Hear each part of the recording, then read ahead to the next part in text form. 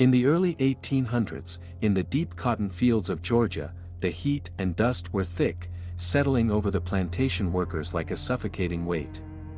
Rows of cotton stretched endlessly, but to 23-year-old Joshua, born into the world of slavery, these fields were more than just miles of hard labor, they were the chains that bound him and his family. Joshua's life had been measured in seasons of backbreaking work, each harvest blurring into the next, as each generation before him had endured. Joshua had grown up on this land, and every soul in the rows beside him felt like family. His younger brother, Eli, was only 13 and full of wonder, despite the harsh life he had known.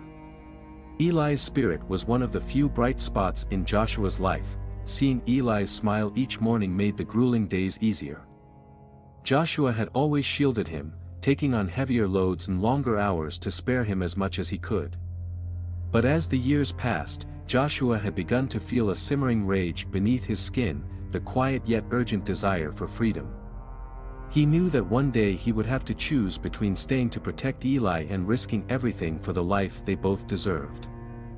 The plantation had seen a new overseer arrive the previous spring, a man as relentless as the sun and twice as unforgiving.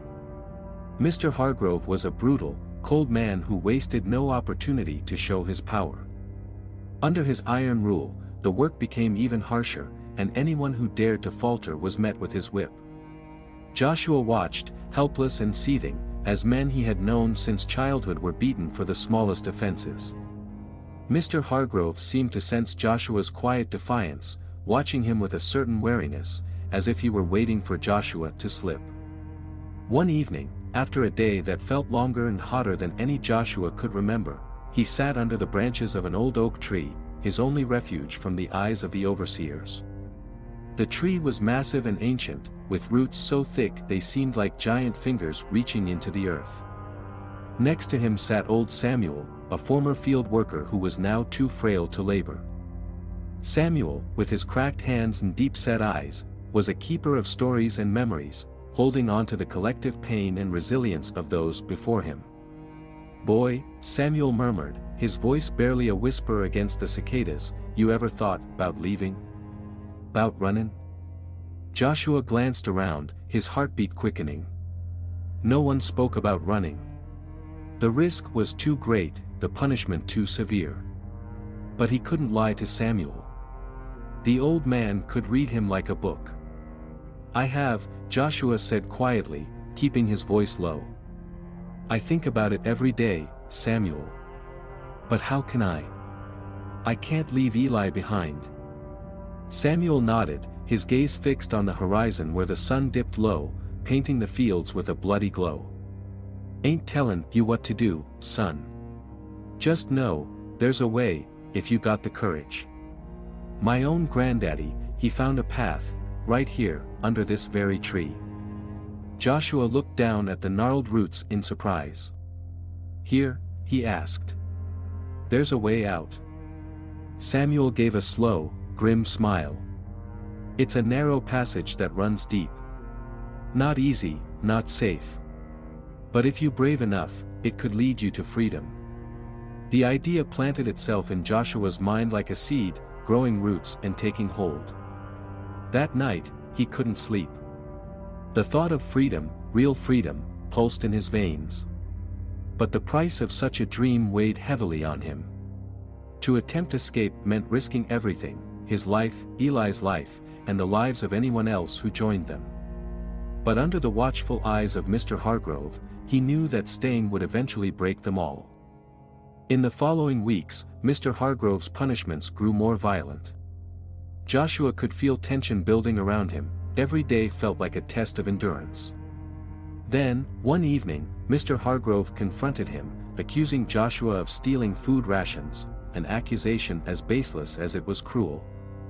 It was simply an excuse to set an example, to show everyone what happened when they dared defy him.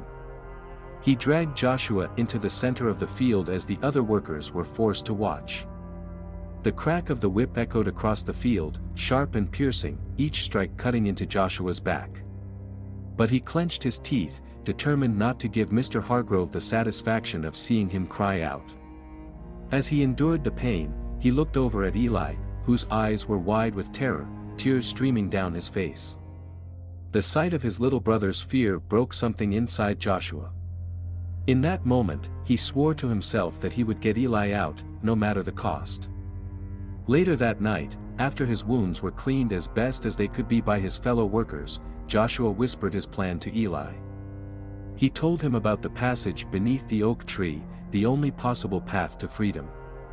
Eli listened, his eyes bright with hope and fear. "We have to go, Eli," Joshua said firmly. "If we stay here, there won't be anything left of us. Not our bodies, not our spirits." Eli's voice was barely a whisper. "But what if they catch us, Josh? What if they kill us?" Joshua gripped his brother's hand tightly. "Then we die fighting. We die free, or we don't die at all." They made their preparations in secret, whispering plans between furrows of cotton, their backs bent low but their spirits lifting with every passing day. A few others noticed their plans: Sarah, the elderly cook, and young Benjamin, barely 16 but with a heart twice his age. Soon, a small group formed, bound together by the unbreakable will to be free. The night of the escape was quiet, the air thick with humidity and the smell of earth. Under the cover of darkness, the group gathered by the oak tree. Joshua felt his heart racing as he knelt by the roots, fingers trembling as he searched for the hidden passage Samuel had described. His hands found the cold, hard entrance, a hole barely big enough to crawl through. One by one, they slipped into the dark, silent tunnel, their breath shallow, the weight of the earth pressing above them. The darkness enveloped them as they crawled through the narrow tunnel beneath the oak tree, each of them feeling the oppressive weight of the earth above and around them. The silence was broken only by the faint shuffling sounds of knees and hands pressing against the damp soil as they moved forward. Joshua was at the front, leading the group with his heart pounding fiercely in his chest. Behind him, he could hear Eli's careful breaths and the hushed murmurs of Sarah and Benjamin. The tunnel seemed endless, winding beneath the ground in an unpredictable path that Samuel had only vaguely described. At times, the ceiling dipped so low that Joshua felt the soil brushing against his back, filling him with the claustrophobic fear that they might be buried alive. But he pushed forward, repeating to himself that each painful inch brought them closer to freedom. After what felt like an eternity, Joshua noticed a slight change in the air. The damp, musty smell of the tunnel was gradually replaced by a fresher scent, tinged with the faint aroma of pine. A cool draft drifted toward them, promising an opening ahead. Summoning his remaining strength, Joshua quickened his pace, hoping the others could keep up without faltering. At last, they emerged from the tunnel into a small clearing surrounded by trees. The night sky stretched out above them, the stars appearing brighter and closer than Joshua had ever seen. The sight filled him with a rush of relief and awe, as if the heavens were welcoming them into a new world. Eli crawled out beside him, and Joshua immediately pulled him into a hug, feeling the weight of the moment settle between them. "We made it," Joshua whispered, his voice choked with emotion. "We really made it." But he knew their journey was far from over. They were still on the plantation's outskirts, and dawn was only a few hours away. Joshua had planned to head north through the woods, following the river as Samuel had instructed. The river, hidden in the trees to their left, would guide them away from the plantation and keep them hidden from any patrols. "Everyone, stay close and stay quiet," Joshua said, glancing around at the weary but determined faces. "We need to move quickly and carefully." As they slipped into the forest, the thick canopy of trees provided cover from the rising light. Joshua led the group alongside the river, stopping only when absolutely necessary. Every sound made them jump: a snapping branch, the call of a distant animal, the trickling of the water. Each noise seemed louder in the silence of their escape, amplifying their collective fear. They knew that if they were caught, they would face consequences more severe than any they had endured before. Hours passed in a tense blur, the group pushing forward despite exhaustion and hunger. Joshua's back still throbbed from the wounds inflicted by Mr. Hargrove's whip, and he could see Eli's small frame swaying with fatigue. But they couldn't afford to stop. Eventually, the trees began to thin, and Joshua felt a spark of hope when he saw a faint path winding between the tall grass and the edge of the forest. This path, Samuel had said, would lead them to the next town, a place where people sympathetic to the plight of escaped slaves were rumored to offer shelter and assistance. Just as they were about to step onto the path, a harsh voice cut through the air. "Stop right there." Joshua froze, heart racing. He turned to see a figure emerging from the shadows, a man with a rifle slung over his shoulder and a grim expression on his face. He was not one of Mr. Hargrove's overseers, but Joshua didn't dare assume he was friendly. "Where do you think you're going?" the man demanded, his voice as cold as his gaze. Joshua clenched his fists, positioning himself protectively in front of Eli. The others huddled close, their fear palpable. He prepared himself to fight if necessary, to do anything to protect Eli and the others. Before he could respond, the man raised his hand, signaling for them to remain calm. "I'm not here to turn you in," he said in a low voice, glancing over his shoulder as if wary of being overheard. "I'm with the Underground Railroad." The group let out a collective sigh of relief, and Joshua felt his muscles relax slightly.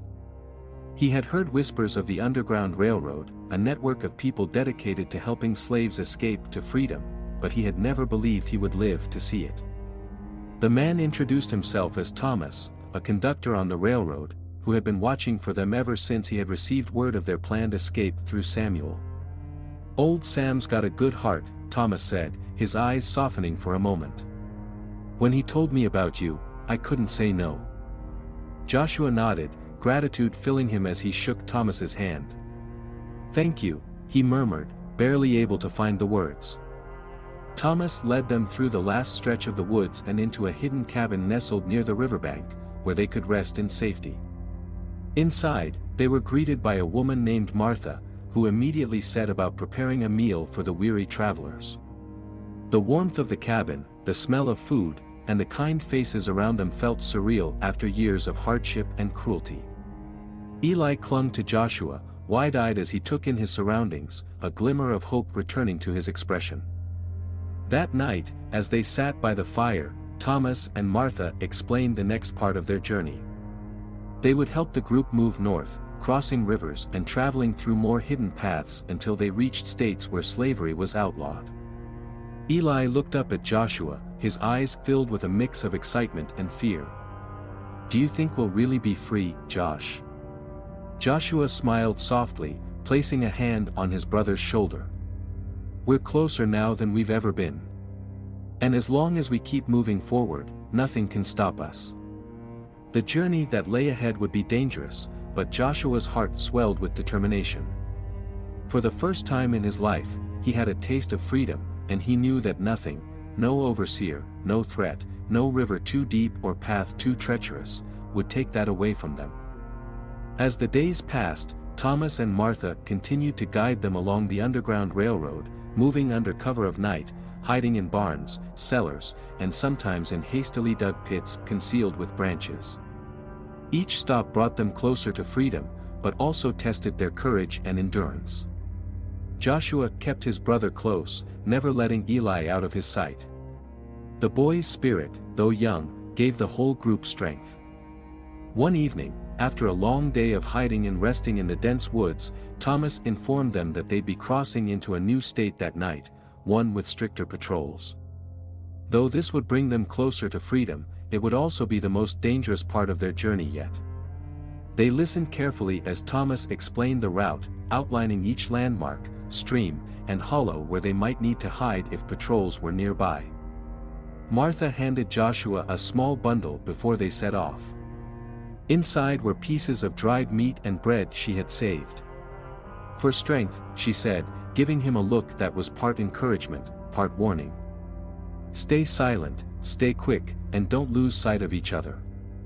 Joshua and the others nodded, their eyes reflecting both gratitude and apprehension. Martha's small gift was more than just food, it was a reminder of the kindness they had been shown along the way, of the silent network of people who risked their lives for strangers. They set off into the night, the sound of their footfalls muffled by the damp earth and the thick carpet of leaves. The path was narrow, winding through the trees with only the moon to light their way.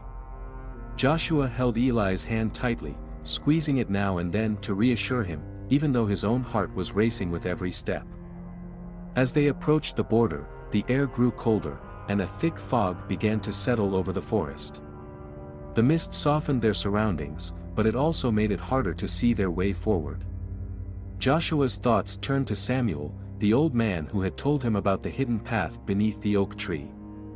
He hoped Samuel was safe, that he hadn't faced punishment for helping them escape. The thought fueled Joshua's determination to press forward. He would honor Samuel's courage by reaching freedom.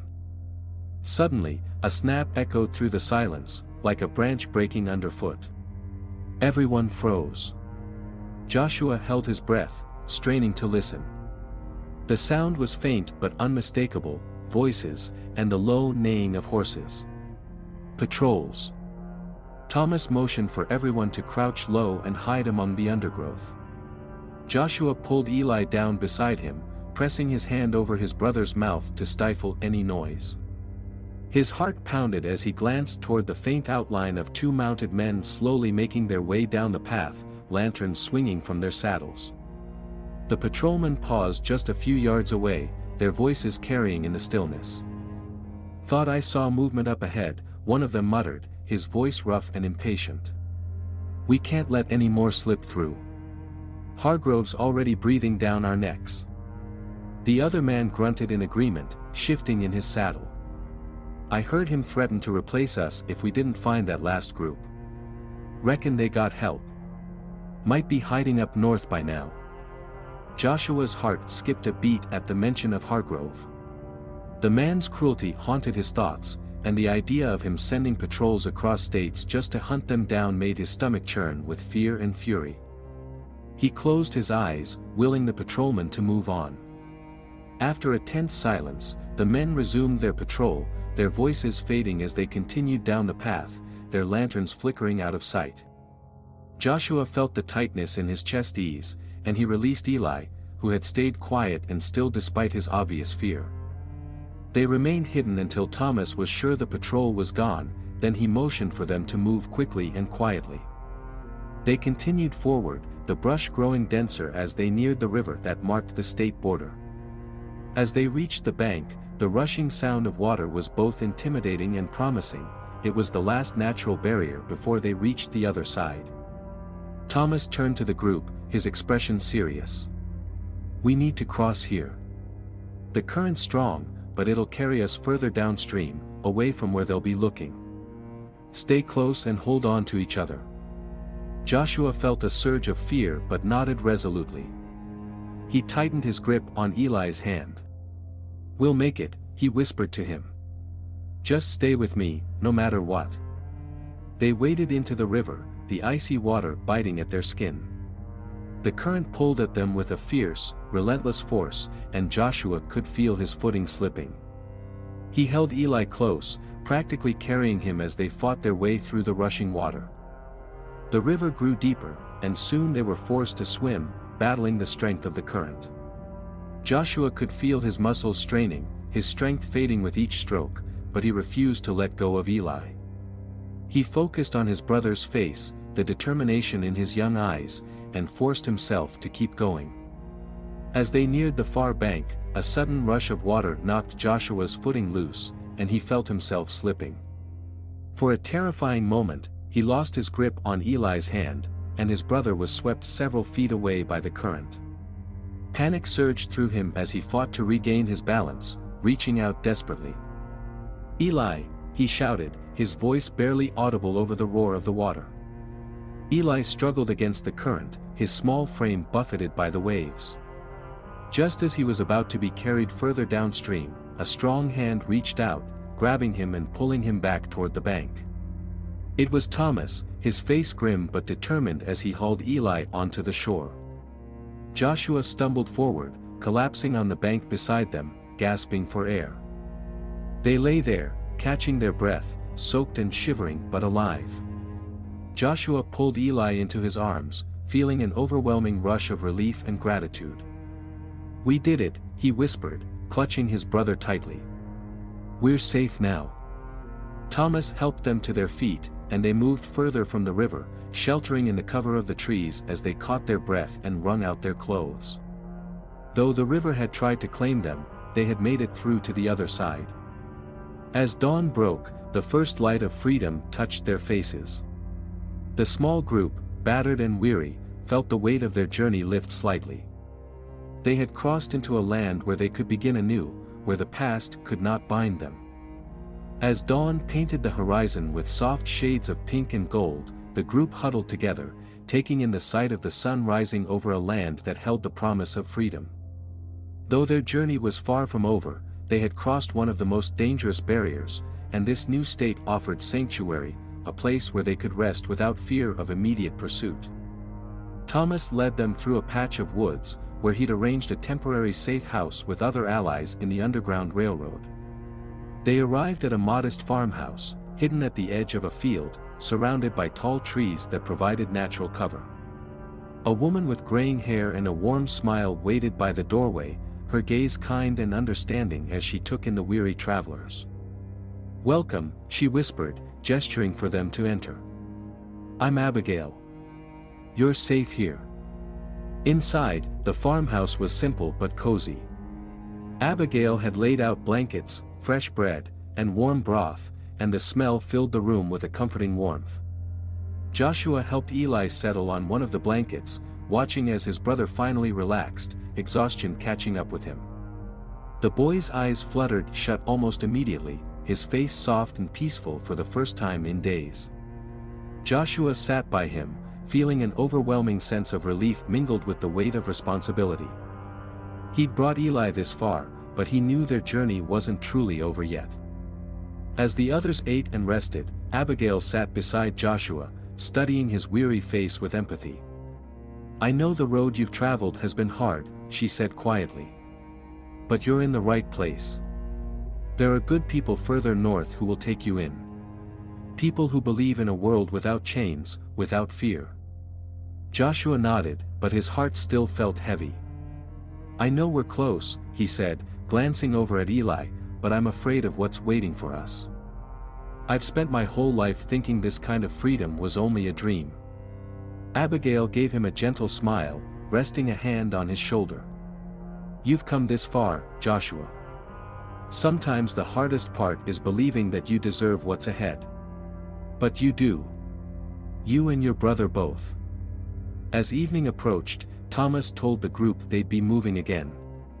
With the cover of darkness, they'd head to the next stop, a town known to support escaped slaves, with a small community that would hide them for a few days.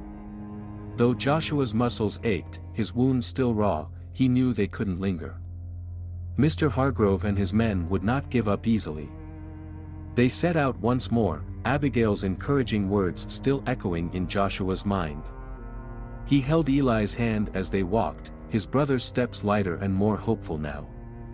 Though the journey was still fraught with danger, there was a sense of anticipation, a feeling that each step brought them closer to a future they could hardly imagine. Several nights passed in this way, traveling under the stars, hiding during the day in barns and cellars. They encountered others along the way, freed men and women who had taken it upon themselves to help those still bound by slavery. Each stop introduced them to new faces, to people who shared stories of their own struggles and triumphs, inspiring Joshua to keep moving forward. One evening, as they rested in a barn on the outskirts of a small town, a man named John joined them. He had escaped years ago and now devoted his life to aiding others on their path to freedom. John carried news from the north, speaking of entire towns where freedom had been won, where families had settled and built new lives.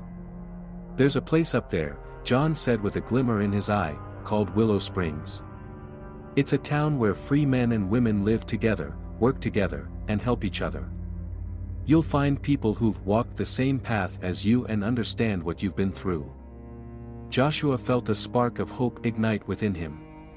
A town where they could live without fear, where Eli could grow up as a free man, it seemed almost too good to be true. He glanced at Eli, who listened with wide eyes, the glimmer of that same hope reflected in his gaze. When we get there, can I go to school? Eli whispered, his voice filled with wonder. Can I learn to read and write?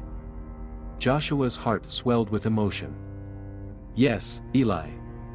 You can do anything you want.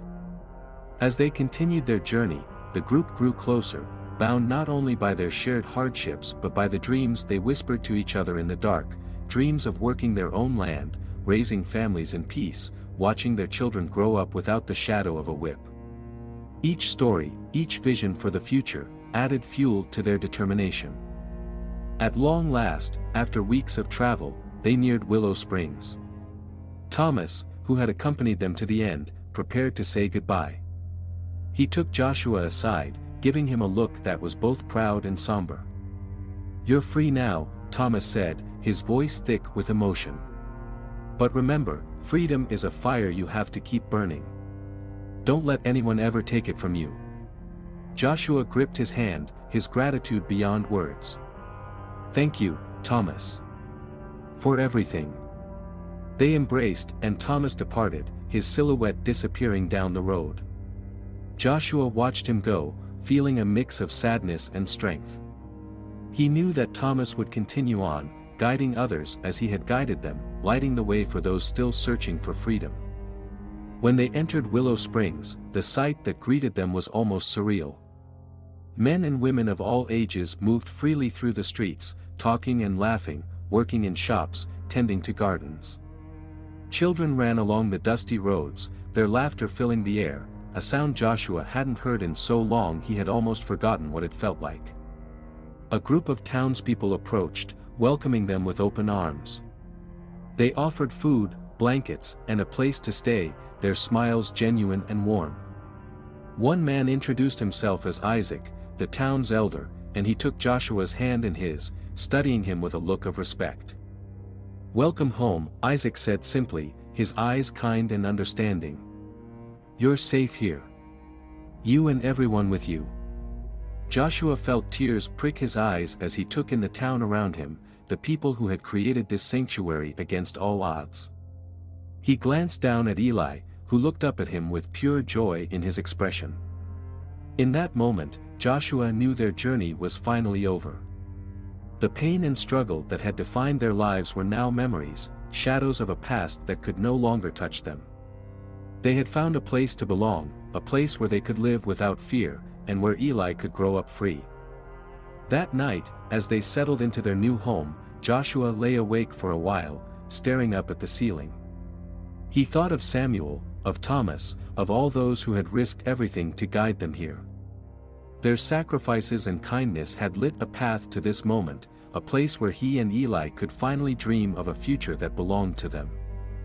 As the first weeks in Willow Springs unfolded, life for Joshua and Eli became something they had only dared to imagine. Each day was a small miracle, a taste of freedom that felt almost unreal. Eli, who had always been wary and watchful, now ran through the streets with other children, his laughter echoing as he played games that Joshua remembered from his own childhood. To see his brother so full of joy and innocence made every sacrifice and hardship worth it. Joshua found work quickly, as the town welcomed newcomers and was eager to integrate them into the community. He helped build homes and tend gardens, sharing stories with other former slaves and free folk who had found sanctuary in Willow Springs.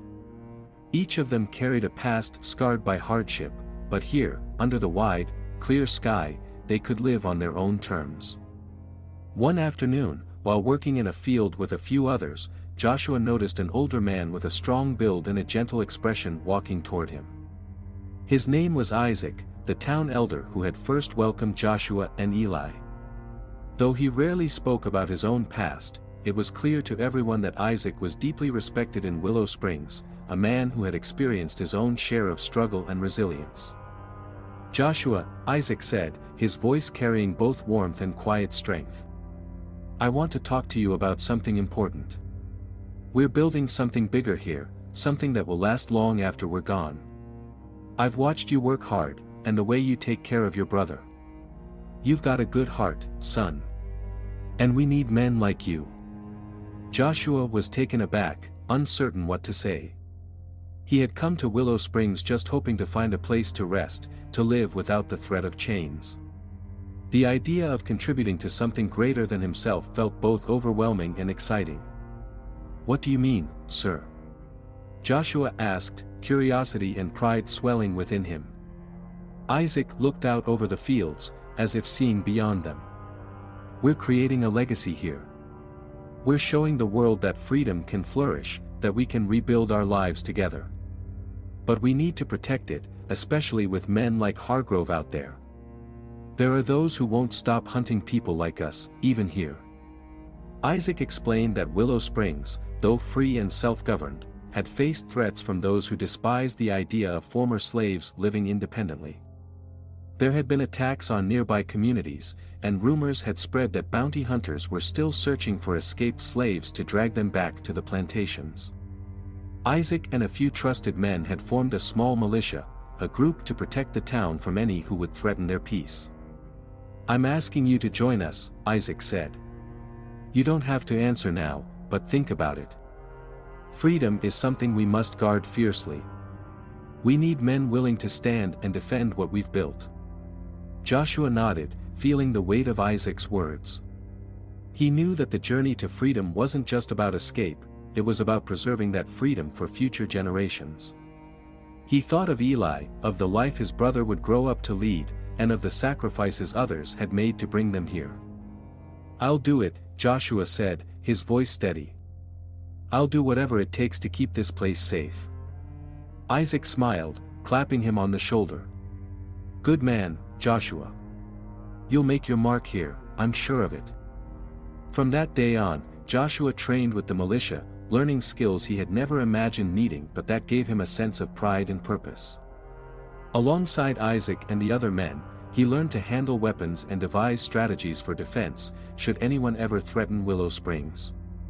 Though the town remained peaceful, the quiet knowledge that they were prepared gave Joshua a sense of control and confidence that he had never known. One evening, as the stars filled the sky and the cool night air settled over the town, Eli joined Joshua by the fire outside their small house. The flickering flames cast shadows over their faces, and for a moment, they sat in comfortable silence, enjoying the calm of the night. "Josh," Eli began, his voice soft. "Do you think we'll ever have to run again?" Joshua turned to him, taking in the young boy's expression, one that still held a trace of the fear he had carried with him for so long. Joshua put an arm around his brother's shoulders, pulling him close. "No, Eli," he said, his voice filled with conviction. "We're home now.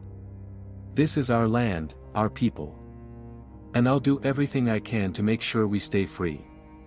Eli smiled, and they sat together, watching the fire until it died down to embers. For the first time in his life, Joshua felt that he had a true place in the world, a place where he and his brother could build their lives without fear. The years that followed were filled with hard work and purpose. Joshua became a respected figure in Willow Springs, a man known for his strength and kindness, for his unwavering dedication to the community. Eli, true to his word, went to school and learned to read and write, discovering a passion for books and knowledge that he had never been allowed to pursue before. In time, Willow Springs became known as a beacon of freedom, a town that thrived against all odds, filled with people who had escaped the chains of slavery and carved out a place for themselves. Word of the town spread, and more families seeking safety arrived, finding a haven in the community that Joshua, Isaac, and the others had built. One day, many years later, Joshua stood by the very oak tree under which Samuel had told him of the hidden passage, the escape route that had led him to freedom. Eli was by his side, now a young man with strength and determination in his gaze, a reflection of the boy he had once been. Looking out over the fields, Joshua felt a deep peace settle within him.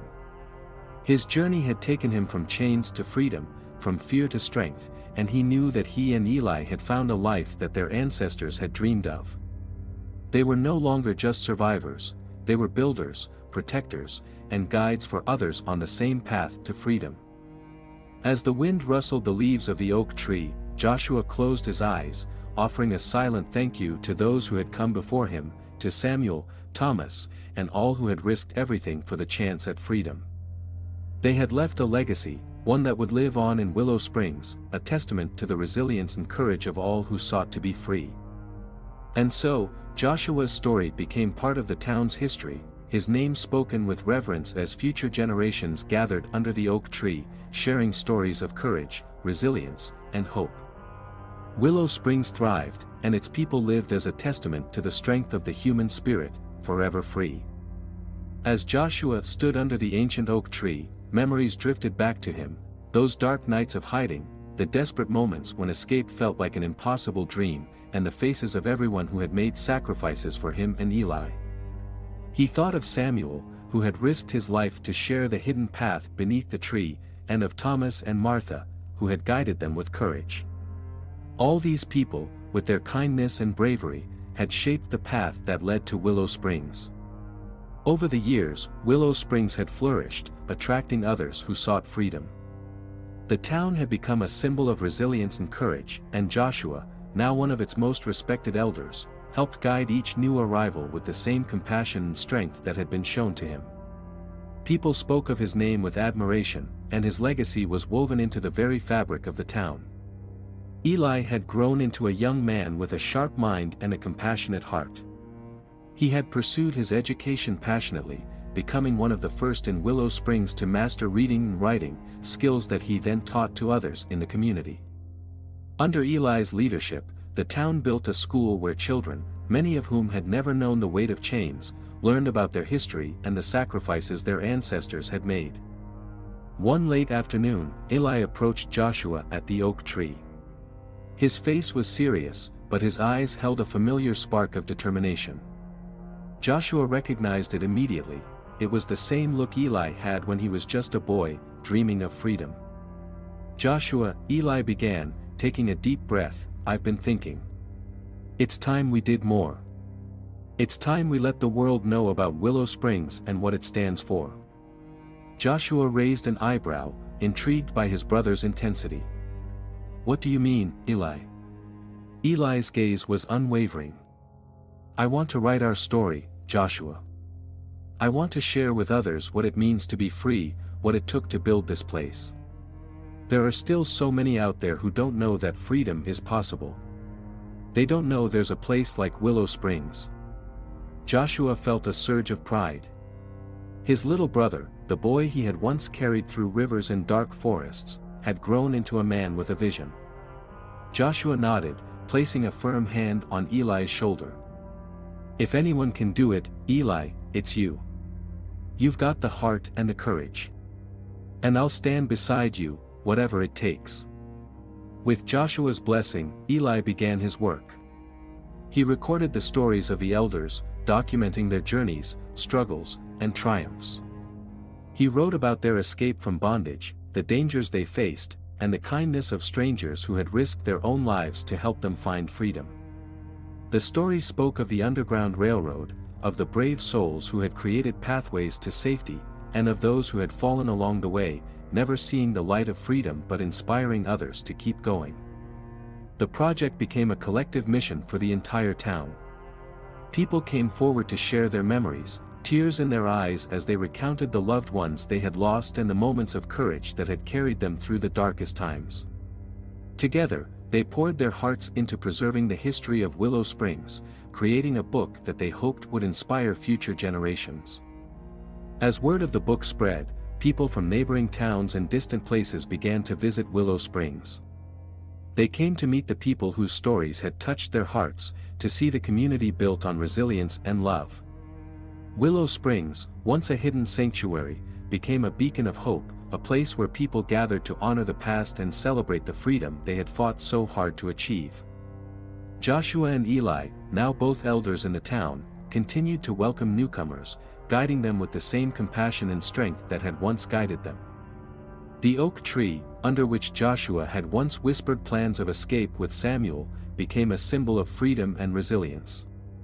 People gathered beneath its branches to share their stories, to remember those who had come before them, and to dream of a future filled with hope and justice. In the end, Joshua's journey was more than an escape from bondage, it was a journey of healing, of rebuilding, and of creating a legacy that would outlast him.